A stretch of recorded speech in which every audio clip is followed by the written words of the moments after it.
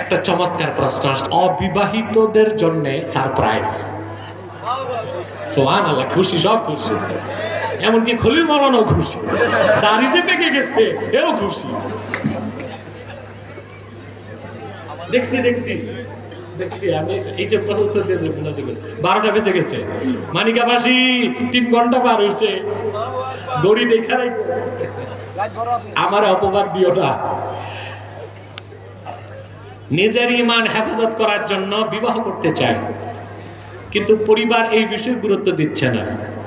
আর আমি সিয়াম পালন করতেও পারছি না, রোজা রাখতে পারছি না, এমত অবস্থা আমার করণীয় কি? হ্যাঁ, একটা সহজ বুদ্ধি আছে, আমি বলে দিই।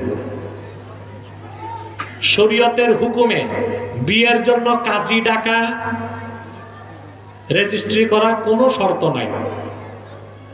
বিয়ের জন্য শর্ত হচ্ছে বিয়ের জন্য ইজাব এবং কবুল, আর শাহেদাইন, 2 জন সাক্ষী। এখন মনে করেন একটা মেয়ে বসে আছে আর 2 জন সাক্ষী আছে।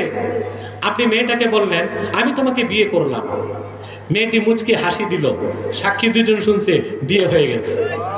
সুবহানাল্লাহ, যুবকরা কি খুশি। এটা হচ্ছে বিয়ে। এটা কি? তবে এটা হচ্ছে বেদাত তরিকা। সুন্নাত তরিকা হচ্ছে হাদিস শরীফের মধ্যে আসছে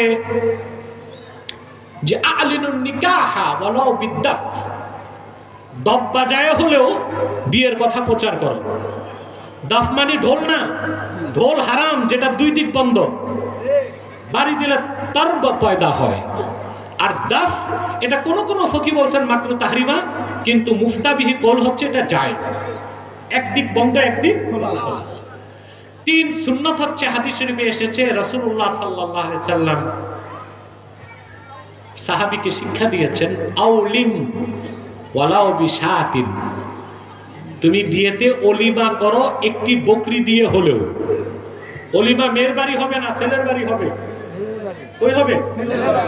এখন যেহেতু আপনি সব শর্ত রক্ষা করে বিয়ে করতে পারতেছেন না, ও রোজাও রাখতে পারতেছেন না, জেনা করলে তো কবিরা গুনাহগার, এটা তো একটা ওজর। তা আপনি অন্তত ফরজ ওয়াজিব ঠিক রাখেন। সেটা কি?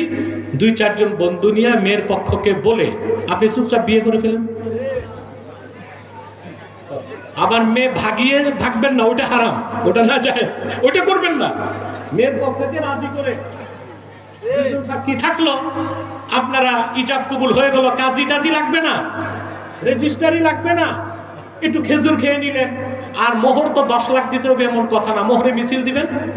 মোহরে মিছিল বুঝেন কি? খাওয়া টুকু কমসে কম কিছু না পারলে একটা দামি 3 পিস দিয়ে দিন। আমি বিয়েটা একদম সহজ ভাবে বলে দিলাম।